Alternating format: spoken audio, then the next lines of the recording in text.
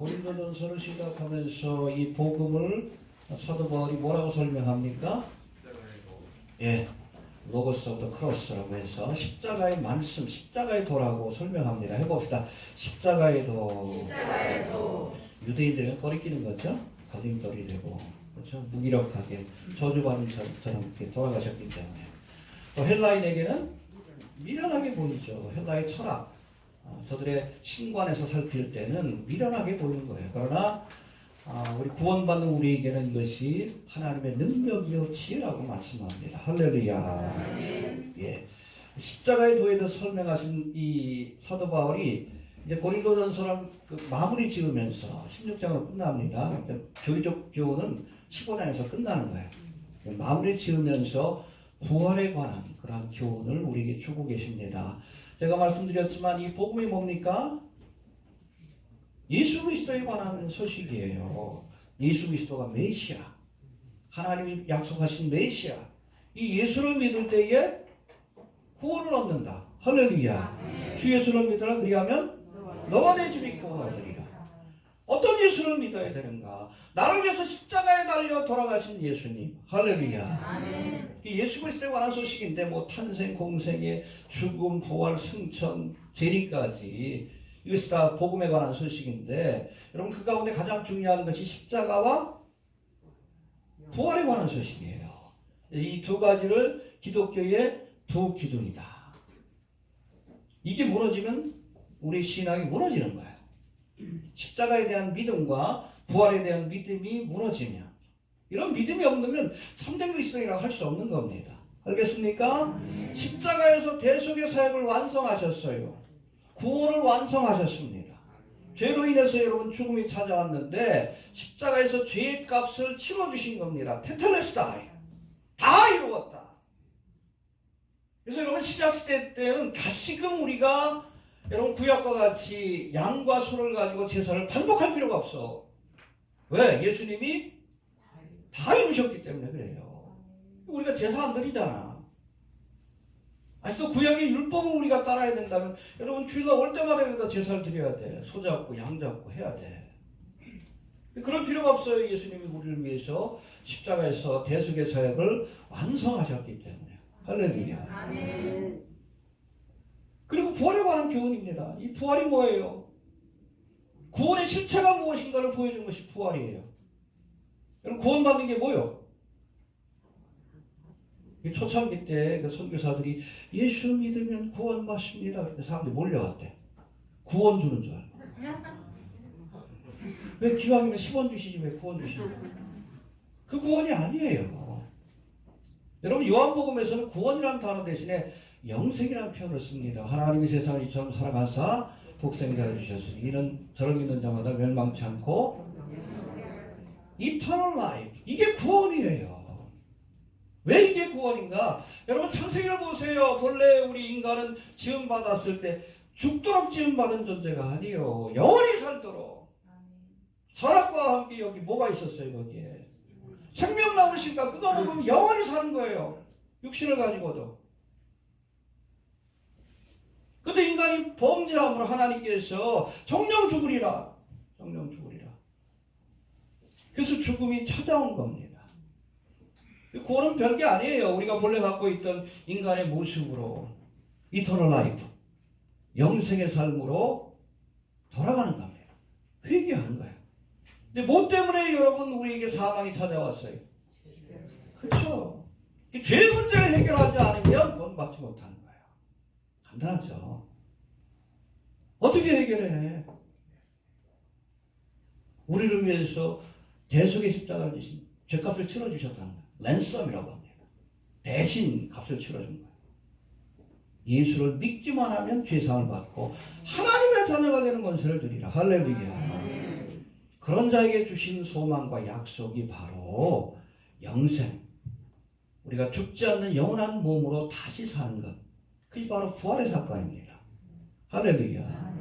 그래서 십자가는 여러분 구원의 수단이에요. 그렇죠? 십자가를 통해서 대속의 십자가를 믿지 않으면 구원받지 못합니다. 예수를 믿어야 돼요. 어떤 예수? 나를 위해서 십자가에 죽으신 예수를 믿어야 돼요. 믿습니까? 이거 믿지 않으면 구원 못 받아. 이렇게 여러분 예수의 십자가의 대속의 사역을 믿는 자에게 주시는 구원의 실체가 부활이에요. 부활. 예수님이 부활의 첫 열매가 되셨고 뒤에 살펴보겠지만 그 후에는 예수에게 속한 자들이 이 부활의 은혜에 참여하게 될 것이다. 누구요? 우리가 부활의 사건에 참여해. 언제? 네, 구체적인 건 우리 다음 주에 살펴볼 겁니다. 오늘은 좀 그 서론적인 부분만 살펴보고. 그래서 여러분 휴거와 재림까지 이야기해야 우리가 복음의 내용을 온전히 이해할 수 있는 거예요. 이해가 됩니까? 아멘. 부활의 사건은 예수님의 부활의 그렇죠. 첫 열매라는 것은 반복이 된다는 거예요. 우리가 얻게 될 부활이 어떤 것인가를 보여주신 겁니다. 예표적 사건이에요. 부활에 관한 신앙을 가져야 부활의 사건을 경험할 수 있어요. 근데 교회 다니면서도 부활을 안 믿는 사람들이 있어. 믿지 않는데 어떻게 부활을 경험해? 이해가 됩니까? 네. 좀 서로에 너무 길었는데 우리 복음의 핵심 십자가와 부활이에요. 그래서 우리가 교회 절기 가운데 이 고난주간 부활절을 가장 중요한 절기로 지키는 이유가 바로 거기에요. 우리 기독교를 빈 무덤의 종교라고 합니다. 모든 종교 지도자들의 무덤이 있어. 그렇잖아요. 마호메트의 무덤도 있고 부처의 무덤은 전 세계로 흩어져 있죠. 살이라고 해가지고 뼈 한 조각 갖다 놓고 불 태웠는데 돌 하나 나왔다. 돌 하나 갖다 놓고서 신령하다. 결국엔 시체를 섬기는 종교들이야. 근데 기독교는 빈 무덤의 종교예요. 무덤이 비어 있어요. 지금 예루살렘에 한번 가보셔요.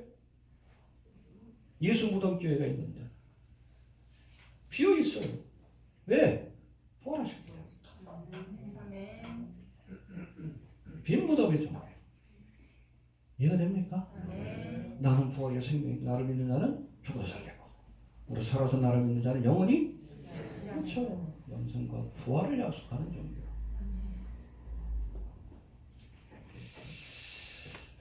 아무튼 이 고린도전서 이 고린도 교인들이 참 믿음이 좀 문제가 많은 사람들이에요. 근데 기본적인 교리에 대해서도 잘 몰라. 그러니까 복음의 핵심의 내용인 십자가의 도를 1장에서 설명하고 맨 마지막에는 부활에 대해서 설명하는 거예요. 알겠습니까? 예, 그래서 1장에는 십자가의 도에 대해서 15장에는 부활에 대한 설명이 포함되어 있다. 이렇게 보시면 됩니다.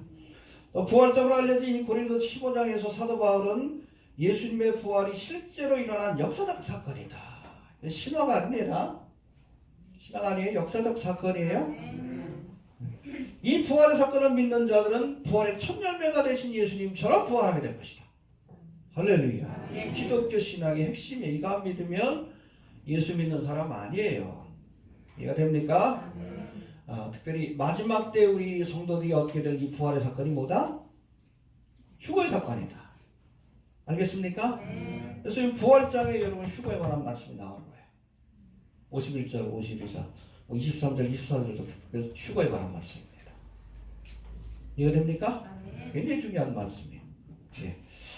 이제 본문을 하나씩 살피면서 부활에 대한 믿음을 갖는 것이 왜 우리에게 중요한 것이고 또 마지막 날 예수의 부활을 믿는 자가 얻게 될 부활의 사건, 휴거의 사건에 대해서 우리가 조금 살펴보는 시간을 갖도록 합니다. 먼저 12절부터 14절까지 보니까 죽은 자의 부활이 없으면 우리의 믿음은 헛된 것이다. 그렇죠? 실체가 없는 것을 믿기 때문에. 그렇죠? 12절부터 14절까지 한번 봅시다. 시작.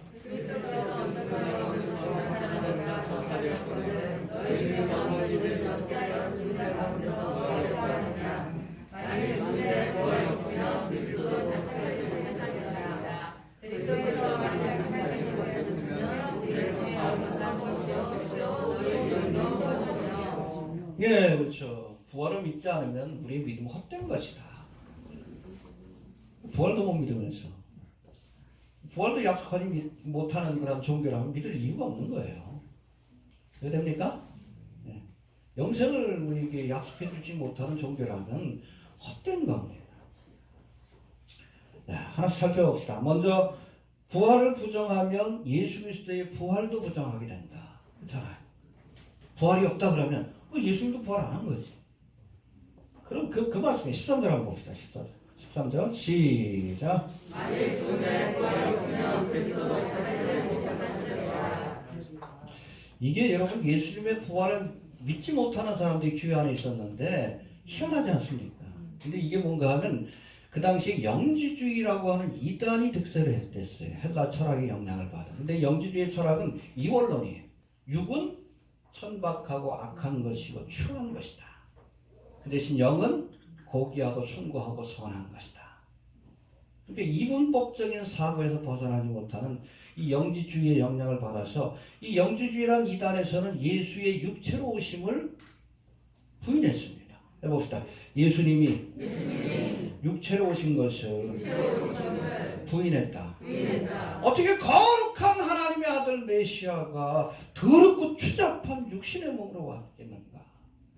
이 육체로 오심을 부인했어요. 그래서 예수님이 실제로 육체로 오신 것이 아니라 우리가 본 무슨 고스트, 영을 육체로 착각하고 보는 거다. 육체로 오신 것도 아니고 십자가에서 죽은 것도 죽으신 것이 아니다. 실제로는 그냥 그렇게 보였을 뿐이다. 부활도 마찬가지고. 이 영지주의예요. 영지주의. 요한일서 1장 7절에서는 이런 자들을 향해서 예수 그리스도께서 육체로 임하심을 부인하는 자가 영지주의자죠. 해봅시다. 미혹하는 자요. 적그리스도라. 영지주의자. 오늘 뉴에이저들이 영지주의자들이에요. 적그리스도의 세력들이에요. 알겠습니까? 이 영주주의 이단을 비판하고 논박하기 위해서 쓰여진 글들, 초창기에 여러분 쓰여진 그 바울의 서신 같은 경우에 특별히 율법주의에 대한 경계의 말씀이 많아요. 왜냐하면 초창기에는 유대인들을 중심으로 해서 복음이 전파되다 보니까 유대의 신앙, 율법에 그렇게 얽매인 그런 그 이단들이 많이 있었어요. 그래서 예수를 믿는 것만 가지고는 안 된다. 뭘 지켜야 된다? 할례도 받고 율법을 지켜야 된다. 이 율법주의라는 이단이 강했는데 점점 이제는 이 유대인에게서부터 벗어나서 헬라 그런 문화권의 복음이 전파되면서 이번에는 이방인들이 많이 들어와. 근데 헬라 사람들은 헬라 철학의 영향을 많이 받고 있거든. 이원론적 사고. 그러다 보니까 영지주의라는 이단이 생겨난 거예요. 초창기의 서신들은 율법주의를 경계하기 위해서 쓰여진 글들이 많고 대표적으로 뭐 갈라디아서라는 이런 겁니다. 그리고 후반기에 쓰여졌던 그런 서신들, 특별히 요한 서신 같은 것들, 그리고 또 맨 마지막에 쓰이는 복음서 요한복음도 바로 이 영주주의 이단을 경계하기 위해서 쓰여진 글이다. 그래서 요한복음의 1장 1절에 보면 뭐라고 되어 있어요? 태초에 말씀이시라. 이 말씀이 하나님과 함께 하셨으니 이 말씀이 곧 하나님이시니라. 말씀이 하나님이라고 했어요. 그리고 14절에서 뭐라고 선언합니까? 말씀이 육신이 되어. 이게 영지주의자들 때문에 그 말을 넣은 거예요. 예수님이 육신이 됐다는 거예요. 말씀이 하나님인데 하나님이 육신이 되어 우리 가운데 거하시네. 왜 그 말을 썼는지 아시겠죠? 영주주의자를 논박하기 위한 거예요. 아니야, 예수님은 육신으로 오셨어. 헬라적 사고예요. 영과 육을 나누고 또 특별히 여러분 육을 천박하게 여기는 것은 헬라적 사고입니다. 히브리적 사고는 그게 없어요. 그런 개념이 없어. 우리 영적으로 건강하려면 육신도 건강해야 됩니다. 이해가 됩니까? 아무튼 예수의 육체로 오신 것을 부정하는 자들이 있었어요. 이런 자들이 해봅시다. 미혹하는 자요. 적그리스도라. 어제 제가 블로그에 올린 게 있죠. 깜짝 놀래가지고 아니 부활절 하루 전에 올린 그런 신문 기사에 예수님의 부활을 부정하는 내용을 이렇게 올려놨어. 이 정양모 보니까 뭐 경력이 화려해요. 신부인데 뭐 카톨릭 대학도 있었고 특별히 서강대 교수 출신입니다. 서강대는 예수회의 산실이에요. 이해가 됩니까? 네. 지금 뭐 교황이 예수회 출신이죠? 네. 예수회 산실입니다. 그 사람이 뭐라고 그랬었어요? 부활은 육신 소생이 아니다. 육체의 부활을 정면으로 부정하는 글을 썼어요. 그걸 믿는 것은 미신이다. 현대과학이 발달한 이 시대에 육신의 소생을 믿는 것은, 육신의 부활을 믿는 것은 미신이고 천박한 것이다. 예수님이 부활한 것은 육신의 부활이 아니라 영적인 부활이다. 이걸 달리 말하면 불교의 용어처럼 열반하신 것이다. 열반하셨대요. 우리도 열반해야 된다.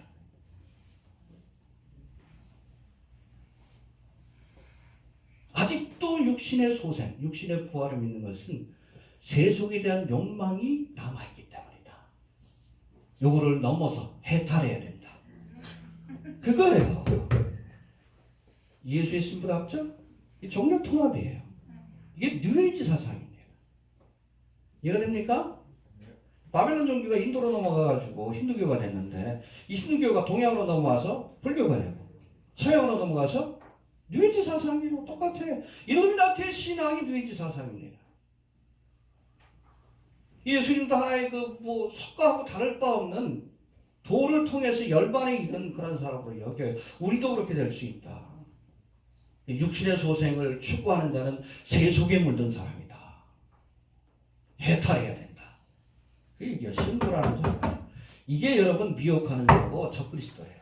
이놈이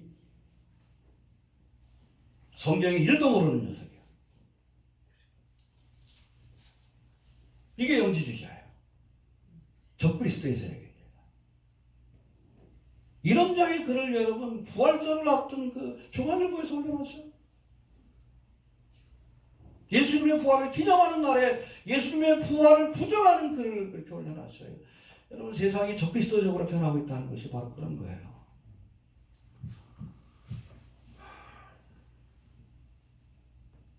저는 반문합니다. 부활도 약속하지 못하는 종교를 왜 믿어? 저는 안 믿어요. 차라리 불교신자가 되지.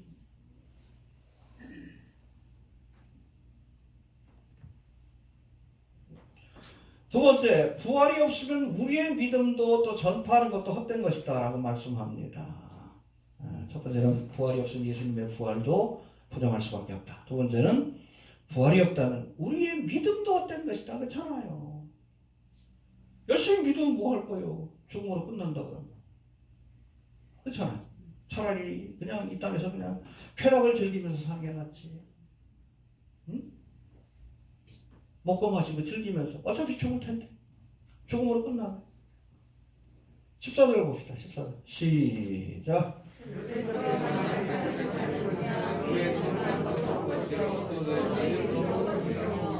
네, 그렇죠. 헛것이다.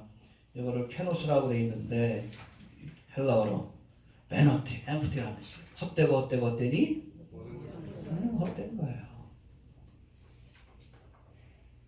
부활이 없다 그러면 우리가 믿는 것 자체 전도하는 것도 헛된 거예요. 못하러 전도하니까 어차피 죽어서 끝날 텐데. 그렇죠? 뭐 이렇게 열심히 믿어요? 즐기세요. 부활이 없다 그러면 즐기고 쾌락을 즐기다가 가는 사람이 똑똑한 사람이지. 왜 본문에 나오잖아요. 정말 부활이 없다.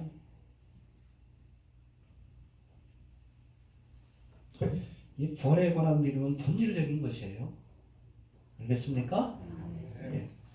그 다음에 세 번째, 한 걸음 더 나갑니다. 19절 한번 봅시다. 시작. 만일 그리스도 안에서 우리의 바라는 것이 많아지면 모든 사람 가운데 우리가 더 불쌍한 자리라. 저는 예수 믿는 게 얼마나 힘듭니까? 신앙생활 쉬워요? 어려워요? 어렵지. 남자 하는 거 다 하고 거기다 믿음 생활까지 해야 되니까. 거룩하게 살기 위해서 했어야 되고 하나님의 뜻대로 살기 위해서 했어야 되고 그렇잖아요. 응? 세상에서는 즐기는 사람이 행복한 사람이고 지혜로운 사람이라고 그러잖아. 정말 부활이 없다 그러면 그런 사람들이 지혜로운 사람이지. 또 복음을 전하다가 죽는 사람들이 있잖아요. 그게 바로 순교자죠. 마르티스 증인. 여러분 순교가 바로 부활에 대한 증거입니다. 부활을 믿기 때문에 순교할 수 있는 거예요. 이해됩니까? 2000년 교회 역사 속에서 수많은 사람들이 믿음을 포기하지 않고 순교의 길로 갔어요. 예수 부인해라. 그렇지 않으면 죽인다. 그래 죽여라. 어떻게 순교할 수 있습니까? 부활에 대한 믿음이 있기 때문이에요. 영생과 부활에 대한 믿음이 있기 때문에. 할렐루야. 아멘. 근데 정말 부활이 없다면 우리가 실체가 없는 것, 베너티, 바람과 같은 것을 믿는 것이니까 얼마나 미련합니까? 이해가 됩니까? 또 이걸 증거하는 것도 어리석은 거지. 우리가 타종교나 이단에 속한 사람들을 불쌍하다는 이유가 거기에요. 실체가 없는 것을 믿기 때문에. 왜 이만희를 믿어? 치매 걸린 노인네를. 응? 말도 어버버버 이빨 다 빠져가지고.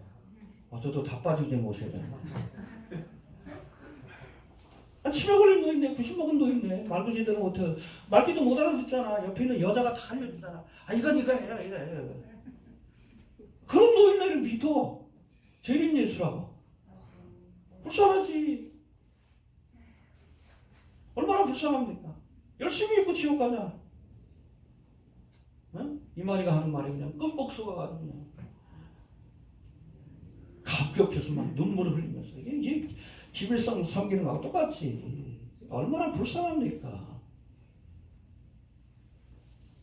얼마나 열심히 있어요. 14만 4천 명이 들어가려고.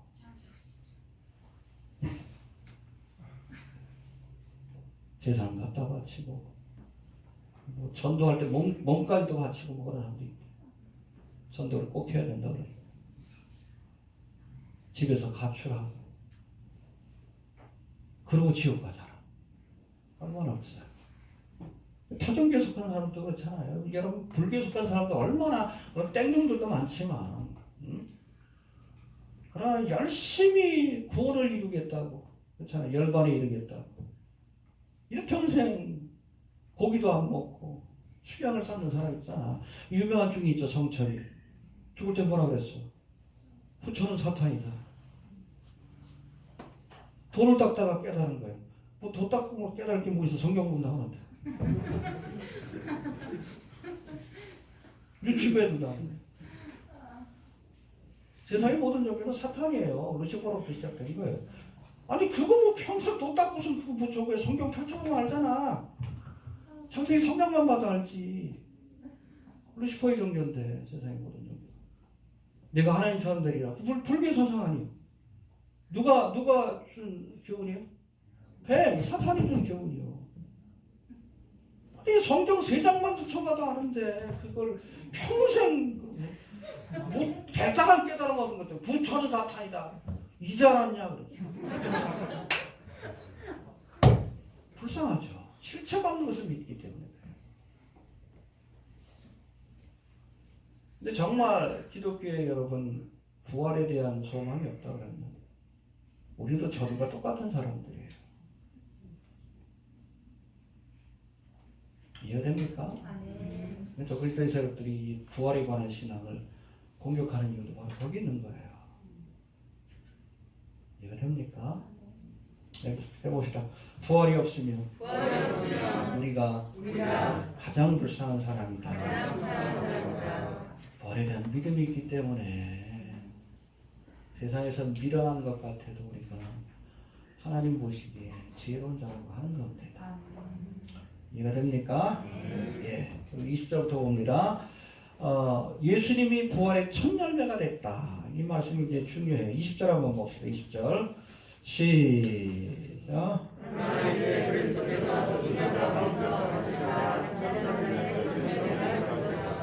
네, 첫 열매라는 것은 예수님의 부활만이 역사 속에 일어난 첫 번째 부활의 사건입니다. 두 번째 부활의 사건은 뭐죠? 아직 안 일어났어요. 그게 휴거의 사건입니다. 이해가 됩니까? 여러분 성경에 보면 죽은 자가 다시 살아나는 그런 사건들이 많은데 뭐 그냥 우리가 뭉뚱그려서 부활이라고 하지만 엄밀히 따지면 소생이에요. 소생. 왜? 살아났다가 다시 죽었어요. 이건 소생의 사건입니다. 부활의 사건은 영원히 죽지 않는 몸으로 변화되는 거예요. 예수님의 부활만이 진실한 부활입니다. 알겠습니까? 여러분 구약성경에도 보면 엘리야가 누구를 살립니까? 사르밧 과부의 아들을 살려. 엘리사도 수냄 여인의 죽은 아들을 살립니다. 비슷하죠? 그리고 예수님께서도 공생의 기간 동안에 세 사람을 살리는 사건이 나옵니다. 첫 번째, 회당장 야이로의 딸. 죽은 지 얼마 되지 않은 이 아이라 달리다고 이야기 나가라. 할렐루야. 살리고, 그 다음에 두 번째는 누구를 살립니까? 나인성 과부의 아들. 이건 죽어가지고선 장례를 치르러 가는데 거기서 살려주셨어요. 관에 있던 아이라. 이 아이를, 이 청년을 과부에게 돌려주었습니다. 그리고 세 번째는 뭐예요? 나사로. 이번에는 죽은 지 나흘이 돼가지고 냄새가 나. 하루만 지나도 시체 얼마나 냄새납니까? 냉장고도 없는데. 예수님께서 야 여기 문을 열어라. 무덤 문을 열어라 그랬는데 아이 그러지 마옵소서. 냄새납니다. 믿으면 보리라. 믿으면 하나님의 영광을 보리라. 그 말씀 주시기 전에 주신 말씀이 바로 그거예요. 나는 부활이요 생명이니 나를 믿는 자는 죽어도 살겠고 무릇 살아서 나를 믿는 자는 영원히 살겠고. 이 나사로의 죽음, 그 부활이 소생사건이 부활을 예표하기 때문에 그래요.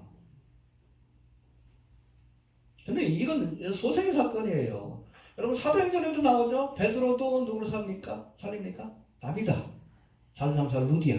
다른 말로 다비다. 살려주죠. 그리고 누가 또 사도 바울도 누구를 살려요? 유두보. 설교 듣다 왜 졸아가지고 이렇게 떨어져 죽어? 졸지 마셔요. 설교 듣다 죽을 수도 있어요. 졸면 죽을 수 있어요. 네. 에베소 교회인가요? 아무튼 이제 얼마 안 있으면 또 돌아가야 되니까 밤이 맞도록 설교를 한 거예요. 밤이 맞도록 마지막이라고 생각하니까 저도 요즘 설교가 좀 길어졌죠. 일주일에 한 번 해서 그래. 일부러 길게 합니다. 네. 한 번밖에 안 보이잖아. 밤이 맞도록 설교하니까 듣다가 졸다가 그냥 미층에서 떨어져가 죽었어. 살려주죠. 근데 이건 여러분 부활의 사건이 아니라 소생의 사건이요. 다시 죽었어요. 다시 죽었습니다. 예수님의 부활만이 진실한 부활입니다. 알겠습니까? 영원히 죽지 않는 몸으로 거듭나는 것. 그래서 부활의 첫 열매예요. 역사 속에 일어나는 단기례적 사건입니다. 또 첫 열매라는 것은 여러분 열매가 처음 있고 나면 그 다음에 연이어서 열매가 맺혀지게끔 돼 있어요. 저희 집에도 일부러 제가 10여 년 전에 무화과 나무를 이렇게 심어놨는데 작년부터는 열매가 꽤 많이 열려. 이게 여름 좀 시작이 될 때쯤에 처음 열매가 열려요. 묵은 가지에서. 이거 따먹고 나면 계속해서 열매가 하나하나씩 맺기 시작합니다. 서리가 내릴 때까지. 이게 첫 열매가 그거예요. 그걸 보면 아 여름이 가깝구나. 그걸 알 수 있습니다. 그래. 예수님이 부활의 첫 열매가 되는 것은 누구든지 예수를 믿는 자에게는 하나님께서 부활의 은혜를 주신다는 것을 상징적으로 보여주는 예표적 사건이에요. 예수님처럼 부활할 겁니다. 아멘. 알겠습니까? 또 세 번째 예수님의 부활은 사망의 권세를 이기신 사건입니다. 할렐루야. 너무 유명한 말씀이 나오는데 우리 55절부터 봅시다. 55절부터 57절까지인데 55절부터 시작. 사망의 이기는 자 사망을 스스로 무슨 죄요 죄의 분명히 없더라. 우리 주 예수 그리스도로 말미암아 우리를 이기는 하나님께 감사하노니. 네, 할렐루야. 우리가 예수 그리스도로 말미암아 사망의 권세를 이긴다. 죽음을 이기고 부활의 영광에 참여한다. 뭐라고 합니까? 사망한 너에 이기는 것이 어디 있느냐? 사망한 너에 쏘는 것이 어디 있느냐? 쏘는 것이라는 것은 벌침 같은 거예요. 전갈의 독침, 뱀의 이빨. 쏘는 것이 어디 있느냐? 사망에 쏘는 것은 여러분 죄를 지면 죽어요. 죄의 삭은? 그렇죠. 또 죄의 권능은 율법이다. 율법을 통해서 우리가 죄인인 것을 압니다. 율법의 역할은 죄로 죄되게 하시는 거예요. 권세를 얻습니다. 율법을 통해서. 근데 이 문제를 누가 해결해 주겠어요? 그렇죠. 그러니까 여러분 호렙산에서 모세가 갖고 내려올 때 율법만 갖고 내려온 게 아니라 율법은 죄를 깨닫게 하는 거지. 성막의 모형도. 그게 예수 아니에요. 대속의사요. 율법을 통해서 죄를 깨달았으면 죄로 죄되게 하기 위해서 율법을 주신 거지. 너 어떻게 해야 돼? 제단으로 나가야죠. 십자가로 나가야 돼. 그래서 죄사함을 받고 성소와 지성소로 들어가 하나님을 만나는 거예요. 할렐루야. 관계가 회복이 되는 겁니다. 하나님 거룩하기 때문에 죄를 가지고는 하나님 앞에 나갈 수 없어요. 그래서 여러분 인간이 범죄하고 나서 제일 먼저 한 일이 뭐예요? 제단을 쌓은 거예요. 거기서 죄사함을 받고 비로소 하나님 앞에 나가는 거예요. 근데 가인의 제사는 피가 없는 제사예요. 그러니까 하나님이 거절하지. 속죄의 제사가 아니면 여러분 하나님이 거절하시는 거예요. 제사의 기본적인 정신이기 때문에. 예수님이 십자가는 제단입니다. 이 대속의 사역을 완성하셨어요. 그래서 누구든지 예수를 믿기만 하면 이제는 성소와 지성소로 나아가서 예수님 십자가에 돌아가실 때 지성소와 성소 사이에 있는 휘장이 쫙 찢어졌어요. 위로부터 하나님이 찢으신 거예요. 사람이 찢었다 그러면 밑에서 찢어야지. 하나님 앞에 나아갈 수 있는 길이 열린 거예요. 어린 양 예수 그리스도의 보혈의 피로 히브리서에 나오잖아. 하나님을 만날 수 있게 된 거예요. 지성소가 어딥니까? 하나님이 계신 곳이에요. 그럼 출애굽기에 보면 거기서 영광이 쉐키나 구름이 올라와서 하나님이 임재지 임재. 함부로 들어가면 죽어요. 근데 우리는 수시로 들어갈 수 있어요. 은혜의 보좌에 담대히 은혜의 보좌가 바로 지성소에 있는 시운자인데 담대히 나가지. 어린 양 예수 그리스도의 보혈의 피로. 하나님을 아버지라고 부르시. 여러분 이것이 구약적인 관점에서는 상상할 수 없는 축복입니다. 우리 같은 더러운 이방인들이 구원받는 것도 상상할 수 없는 일이고. 그래서 은혜의 시대가 열린 거예요. 누구든지 예수를 믿기만 하면 대속의 사역을 완성하신 예수를 믿기만 하나님 앞에 나아갈 수 있는 궁극적으로는 사망의 권세를 이기는 영생을 주신다는 거예요. 그 실체가 바로 부활입니다. 사망한 너에 쏘는 것이 어디 있느냐. 대속의 십자가를 믿는 자에게 우리가 사망의 권세를 이기고 예수님의 부활과 같이 부활의 영광에 참여하는 은혜가 주어지게 되는 겁니다. 이게 복음이에요. 꽉 붙으세요. 꽉 붙으셔야 돼요. 또 이제 41절부터 44절까지는 이 부활이 구체적으로 어떤 것인가 좀 궁금하죠? 거기에 대한 설명이 나오는데 한번 봅시다. 41절부터 44절까지 시작.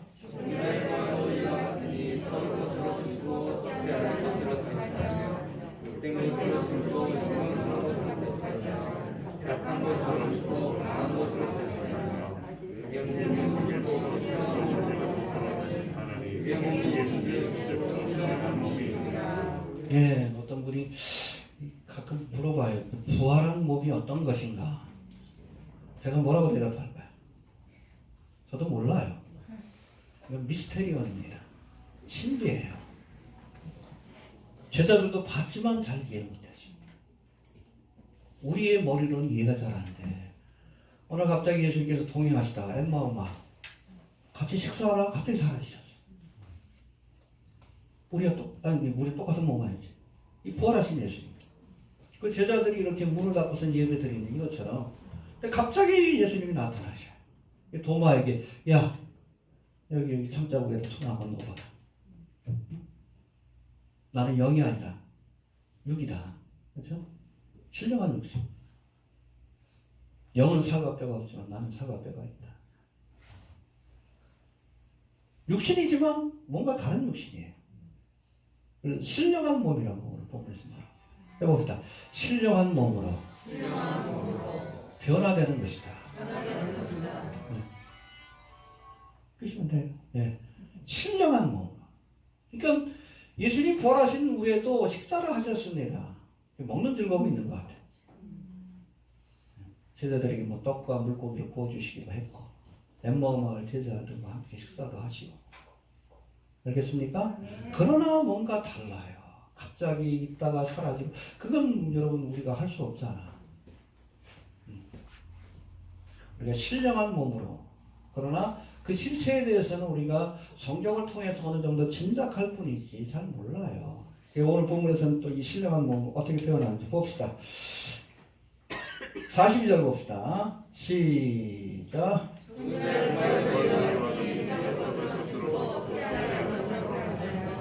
예, 마치 여러분 씨앗을 심으면 거기에 예쁜 꽃이 피어나듯이 썩을 것으로 심고, 그렇죠? 우리 옛 몸입니다. 썩지 않을 것으로 다시 살며, 할렐루야. 여러분 부활의 몸은 썩지 않습니다.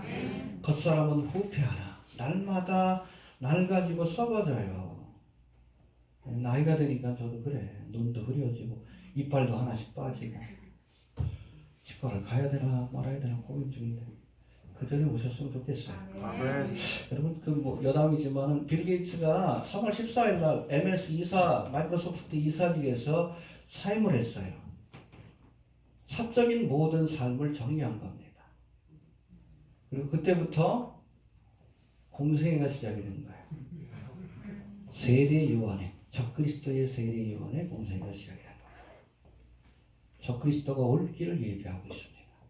이게 뭐예요? 베리집 시스템. 이해됩니까? 적그리스도의 나라를 예비하는 자예요.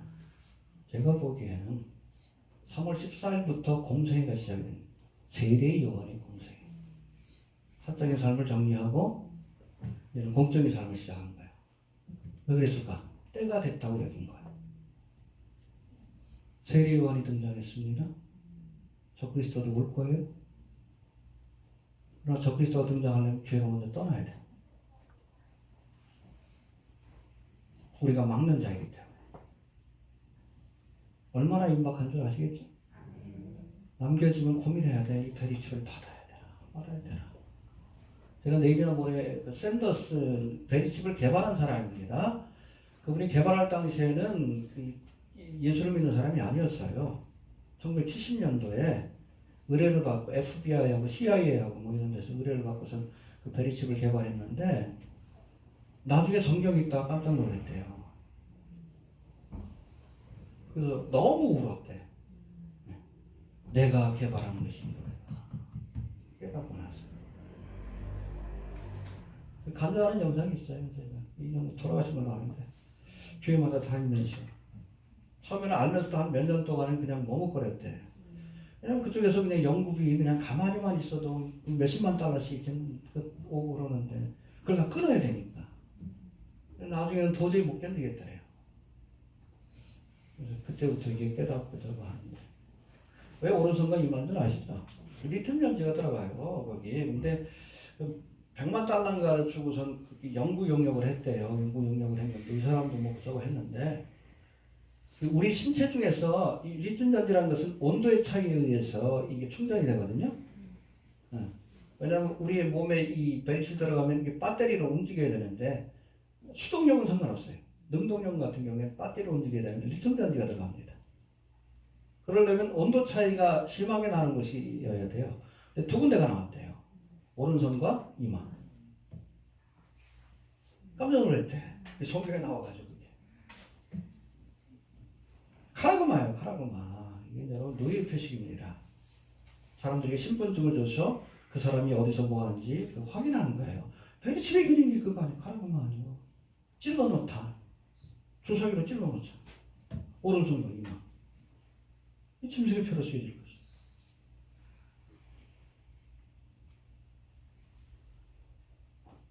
개발자가 얘기해. 성경 보고서 깜짝 놀랐다. 그걸 간증하고 다녀요, 마지막에. 1970년도에 개발된 거예요. 삼성이 생산하고 있죠. 여러분 빌 게이츠가 공생 시작하면서 지금 계속 대한민국 띄워주잖아요. 세대 요한이 선택한 나라예요.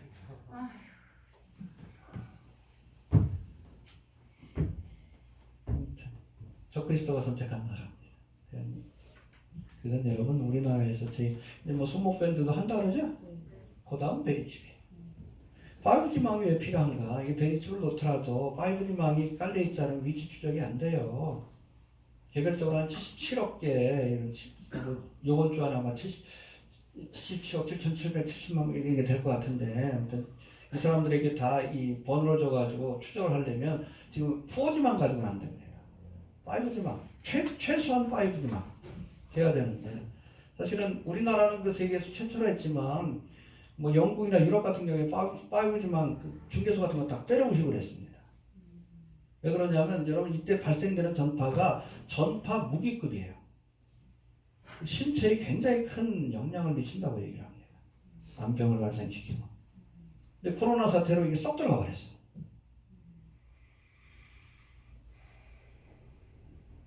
도랑치고 하죠. 똑똑하죠? 네. 여러분 지금 빌 게이츠가 기획한 일들이에요. 이건 여러분 딴 게 아니에요. 적그리스도가 오늘.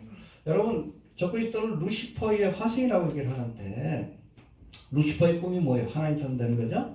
적그리스도도 예수 그리스도 흉내내는 건데 루시퍼는 그러나 천사장이기 때문에 전지전능하지를 못합니다. 무소부지하지를 못해요. 그걸 실현하려면 빅브라더의 시스템을 만들어야 되는 거예요. 왜 됩니까? 모든 사람들이 일거수일투족을 다 감시하고 그걸 컨트롤하는 거예요. 뭐로 해야 돼? 베리칩을 다 집어넣어가지고 AI 컴퓨터를 통해서 돌려야 되는 거예요. 이건 여러분 루시퍼가 전지전능하지 못하기 때문에 이런 기술을 적용하는 거예요. 왜 베리칩에 집착하는지 아시겠죠? 그래야 모든 사람들을 다 일거수일투족 자기가 감시할 수 있기 때문에 그래요. 적그리스도 그 뒤에 있는 루시퍼. 그게 바벨론 제국이에요. 하나님을 대적하는 세상 나라. 멸망되는 것을 보여주죠. 요한계시록이.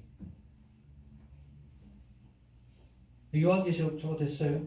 서울신대에서 그렇죠. 허가가 났습니다. 네, 허가가 났어요. 선교사님 너무 수고하셨는데 네, 이 얘기 하지 말라고 그랬는데 합니다. 서울신대에서 발행이 되면 서울신대 교과서가 되는 거예요. 그만큼 공신력을 갖습니다. 교단에. 이제 외국에 나가면 서울신학대학이 서울대학에 있는 신학교인 줄 알아요. 러시아에서도. 이게 꽤 유명한 대학으로 이렇게 알고 있어요.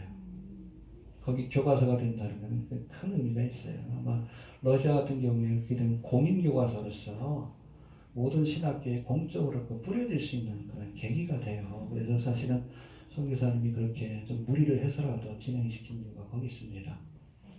서울신대 교수들만 할 수 있어요. 이거는 서울신대 교수가 아니면 서울신대 출판부에서 책을 못 냅니다. 아마 요한계시록이 최초의 사례가 될 거예요. 하나님이 역사하신 겁니다. 특별히 여러분 요한계시록은 신학자마다 해석이 다를 수밖에 없기 때문에 저거 아마 그 한글판으로 내려고 했으면 못 냈을 거예요. 러시아판이니까 누구도 몰라. 그냥. 할렐루야. 누구도 몰라. 저도 몰라요. 네. 어찌됐든 하나님이 시작하시고 얘기한 데는 하나님이 급하신가 보다. 그런 생각도 들어요. 이게 공신력이 있기 때문에 이것 가지고서는 이제 2억의 러시아권에 있는 사람들 그리고 이스라엘 사람들 가운데 3분의 1이 러시아어만을 쓰는 사람들입니다. 이 사람들은 굉장히 중요해요.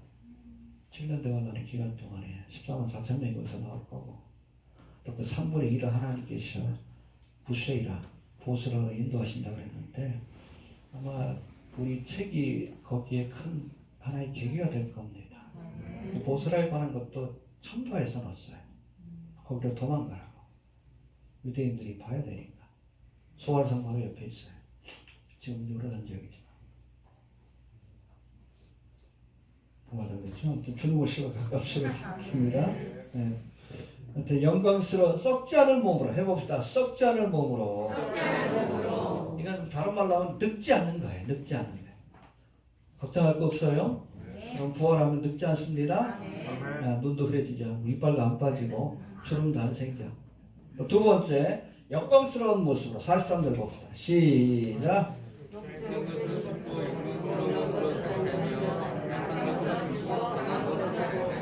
예, 욕된 것으로 심고.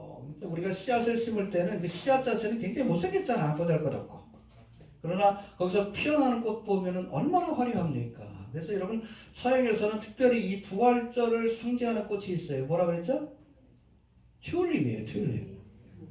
지금 한참 피죠. 근데 튤립 씨앗은 어때? 감자 같은 알뿌리야. 근데 그걸 심으면 그렇게 아름다운 꽃이 피는 거예요. 여러분 모습이 감자예요. 돼지 감자 같은데 심으면 튤립처럼. 걱정하지 마셔요. 못생겼다고 자학하지 마십시오.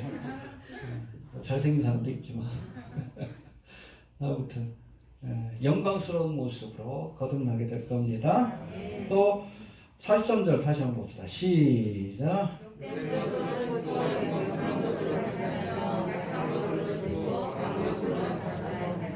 우리 육신이 참 약하잖아요. 병들기 쉽고 코로나 때문에도 저거 하고 다들 마스크 쓰고 그렇잖아.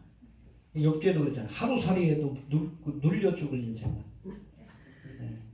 모기한테 잘못 여러분 물리면은 말라리아 걸려서 죽어요. 그 얘기예요.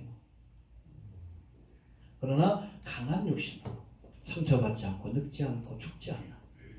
모르겠어요. 슈퍼맨처럼 강해질지 모르겠지만 그런 모습으로 변하게 될 줄도 그렇게 믿습니다. 할렐루야. 육신이 약한 분들 부활의 소망을 가지시길 바랍니다. 그리고 이 부활의 사건은 성도의 부활의 사건으로 이어지는데 예수님의 부활의 사건은 성도의 부활의 사건이 뭐다? 휴거의 사건이다. 그걸 설명하는 것이 51절부터 53절까지 봅시다. 시작.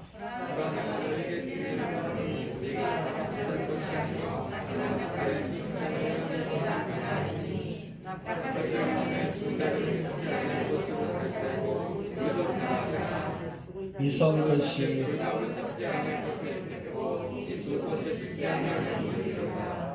마지막 나팔에 그렇죠? 여러분 나팔절에는 그 나팔을 몇 번 불어요? 100번. 100번째 나팔이 테키아 하가돌 그래가지고 마지막 나팔이에요. 첫 번째는 뭐 이게 깨어라 뭐 빰빰빠바밤 뭐 이런 뭐라 주님이 오신다 왕이 오신다 깨어라 기도해라 뭐 준비해라 그런 의미의 나팔이 쭉 99번 불고 맨 마지막에는 테키아 하가돌 가장 힘있게 가장 길게 붑니다. 팡 불어요. 그러니까 99번 앞에 있는 그 나팔 같은 게 한 2분 정도 부르는데 이거는 주님을 맞이할 준비를 시키는 그런 나팔이라고 보시면 되고 라스트 트럼펫 트럼프가 아니에요. 트럼프하고 연결시키는 게 아니에요. 억지예요. 억지 해석이고 라스트 트럼프라고 되어 있는데 테키아가 들입니다. 나중에 또 설명할게요. 설명 다시 한번 합니다. 그때 우리가 부활의 몸으로 변화되어서 주님을 영접하러 가게 될 겁니다. 내일 다음 주에 한번 다시 한번 설명하고 이렇게 51절 52절이 데살로니가전서 4장 16절하고 17절에 나오는 말씀과 함께 대표적으로 휴거를 설명하는 말씀인데 이거는 다음 주에 제가 자세하게 설명을 좀 드립니다. 그리고 고린도 15장에 보면 이 말씀 외에도 휴거를 설명하는 아주 중요한 말씀이 또 나와요. 어디에 나온다 그랬죠? 23절하고 24절입니다. 자, 한번 봅시다. 23절 봅시다. 시작.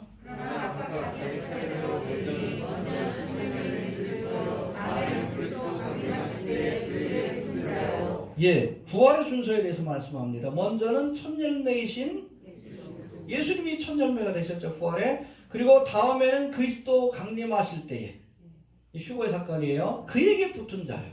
그리스도에게 속한 자. 성도들이, 교회. 이해가 됩니까? 그리고 나서는 24절 한번 봅시다. 24절 시작.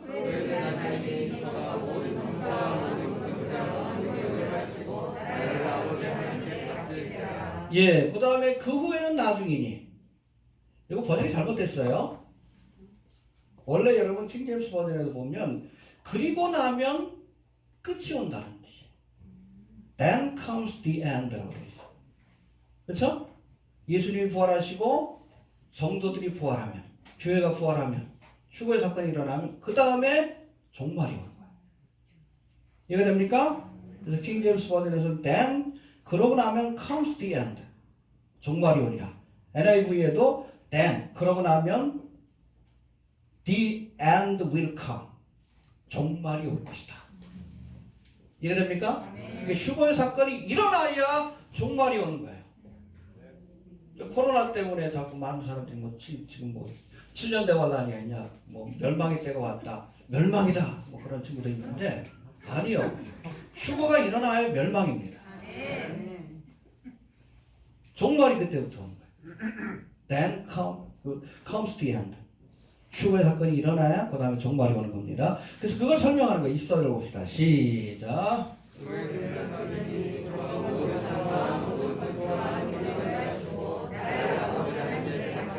예, 이 종말의 목적이 뭡니까? 예수님이 왕권을 갖고 오기 위한 과정이에요. 세상 나라를 먼저 심판하십니다. 25절 봅시다. 시작. 할렐루야. 그렇죠? 주님이 오셔서 이 땅에 왕노릇하게 될 겁니다. 천년왕국 기간 동안에 26절 봅시다. 시작. 예, 천년왕국이 끝나고 나서 백보자 심판이 있고 그러고 나서 결국엔 모든 것들 둘째 사망 지옥불에 다 던져놓고 이 모든 것들이 끝나게 될 것이다. 이해가 되시죠? 요한계시록 말씀이 다 나오는 거예요 여기. 그렇죠? 첫 번째 예수님의 부활이 있고 그 다음에 그에게 속한 자 성도들의 부활이 있고 then comes the end. 그러면 종말이 시작이 되는 겁니다. 그래서 여러분 가을절기의 첫 번째가 나팔절이에요. 성도의 휴거의 사건으로 종말이 시작이 되는 겁니다. 지금 우리가 경험하고 있는 것은 예고편이에요. 알람 시계입니다. 야 이제 깨어나라. 이 적그리스도의 세례요한도 지금 활동을 하잖아요. 빌 게이츠가. 그래서 적그리스도가 올 때가 가깝다. 여러분 교회가 떠나야 불법의 비밀이 이미 활동하였으나 여러분 지금 막는 자가 있어. 교회가 떠나야 불법 판자가 나타나는 거예요. 적그리스도가 나타나는 거예요. 이해가 됩니까? 지금 나타나고 활동하고 있는 것은 적그리스도의 세례 요한이지. 적그리스도의 올 길을 예비하는 겁니다. 베리시 시스템을 어느 정도 완성해야지. 그래야 세상을 다스리니까. 이해가 되십니까? 그러나 교회가 떠나야 멸망이에요. 멸망 아니에요. 교회가 떠나야 멸망입니다. 코로나가 멸망이 아니에요. 교회가 떠나야. 그러고 나면 then comes the end. 그러면 끝이 오리라. 종말이 오리라. 그러면 이래이라 7년 대환란가 주님이 왕권을 가지시고 세상을 통치하시고 마지막에 세상을 심판하시고 모든 것들을 둘째 삼아 지옥불에 던지는 그런 심판으로 이 종말의 사건이 끝나게 될 것을 우리에게 말씀해 주고 계십니다. 이해가 되시죠? 아주 중요한 말씀입니다. 자, 그리고 여하튼 우리에게 이러한 부활에 대한 소망이 있기 때문에 우리의 수고가 지금 우리가 예수를 믿기 위해서 얼마나 애쓰고 수고합니까? 또 복음을 전하기 위해서 이 수고가 헛되지 않은 것은 우리에게 부활의 소망이 있기 때문이다. 할렐루야. 58절 봅시다. 결론과 같은 말씀인데 시작.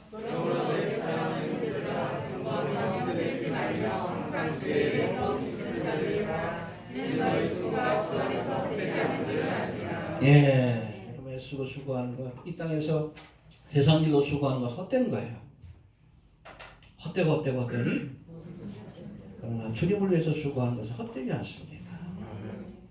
영원한 우리에게는 부활과 영생의 소망이 있고 또 여러분 주님께서 우리의 수고를 갚아주시기 때문에 그래요. 한 번 죽는 것은 그 후에는 근데 심판은 두 가지 심판이 있어요. 우리 믿는 사람들은 지옥 가는 심판을 받지 않아요. 형벌의 심판을 받지 않아요. 상급의 심판을 받습니다. 그래서 히브리어로는 아니 헬라어로는 베마의 심판과 크리시스의 심판이라고 합니다. 우리 그리스도인들도 이 땅에서 죽게 되면 아니면 휴가 사건에 참여하면 곧바로 심판대에 올라갑니다. 그럼 베마의 심판이에요. 그거는 상급을 결정하는 심판입니다. 열심히 수고하세요. 이 땅에서 많은 사람 의론대로 인도한 사람은 하늘의 별과 같이 빛나리라. 마지막 순간까지 최선을 다하십시오. 베마의 심판이 있어요. 상급의 심판, 보상의 심판. 그런가 하면 여러분 예수를 안 믿는 사람들에게는 이들에게도 심판이 있습니다. 크리시스의 심판이에요. 크리시스. 그래서 여러분 지옥도 그 등급이 있다는 얘기도 하기도 해요. 자세는 모르겠지만 어찌됐다. 아무튼 우리에게 주어진 이 삶 속에서 주 안에서 애쓰고 수고할 때에 하나님께서 영원한 상급으로 우리에게 갚아주시게 될 줄로 그렇게 믿습니다. 수고한 결과에 따라서 우리가 또 특별히 천년왕국 기간 동안에 10고를 다스리는 권세, 5고를 다스리는 권세를 얻게 될 것이고 그렇게 될 겁니다. 주 안에서 우리가 수고하시길 바랍니다. 우리는 영생과 구원의 소망이기 때문에 이 수고가 헛되지 않고 영원한 상급으로 주어진다는 것. 그러니까 여러분 우리가 이 땅의 삶이 순간이에요. 이 순간을 영원히 얼마나 수고했느냐에 따라서 영원한 상급이 결정이 되는 거예요. 얼마나 시간이 주어질지 모르지만 최선을 좀 다합시다. 그렇게 많은 시간이 우리에게 주어질 것 같지는 않아요. 빌 게이츠가 이미 패를 던졌잖아. 그렇잖아요. 배에 불을 태운 거예요. 이제는 공적인 삶을 시작했다는 것은 얼마 남지 않았다는 얘기입니다. 2020 계획이 2030년까지 그걸 완성하는 거예요. 원래 유엔에서 2030년까지. 그렇게 따져도 얼마 안 됩니다. 이해가 됩니까? 마지막까지 우리가 좀 최선을 다.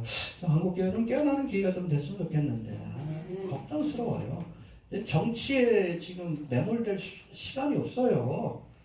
여당이 되든 야당이 되든 여러분 전쟁만 안 나면 돼요. 아무나 뽑으세요. 상관없어요. 어차피 주님이 오시니까. 알겠습니까? 코로나는 잘 저거 하는 것 같은데 어찌됐든 우리가 누가 대통령이 되든 누가 권세자가 되든 기도는 해야 돼. 그래야 우리가 평안을 하니까.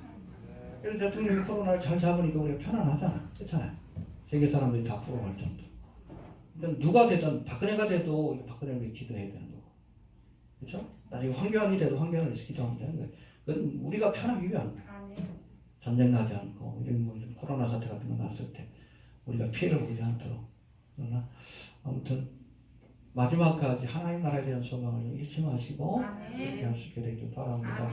여다임 우리 조상의 성기사한테도 책이 나오는 거 보니까 주님 곧 오실 것 같아. 농담삼아 얘기도 합니다. 개인적으로 저도 제가 할 수 있는 일은 거의 다 했다라고 봅니다. 지금은 또 사실은 특별히 더 할 일도 없을 것 같기도 하고요. 10년 동안 사역했는데 그만큼 우리에게 여러분 주의 오심이 임박한 마지막 때 어찌 보면 부활의 실체를 얻게 되는 그 사건, 휴거의 사건이 얼마나 기쁩니까? 구원의 실체인데 이거 얻으려고 우리가 예수 믿는 거예요. 얼마나 남지 않았습니까? 끝까지 소망을 가지고 장망성과 같은 세상에 너무 그렇게 크게 미련 두지 마십시오. 알겠습니까? 네. 하나님 나라를 바라볼 수 있는 기회가 되기를 바랍니다. 잠깐 우리 한번 기도합니다. 하나님 은혜를 감사합니다. 하나님 십자가에서 내 속의 사역을 완성하여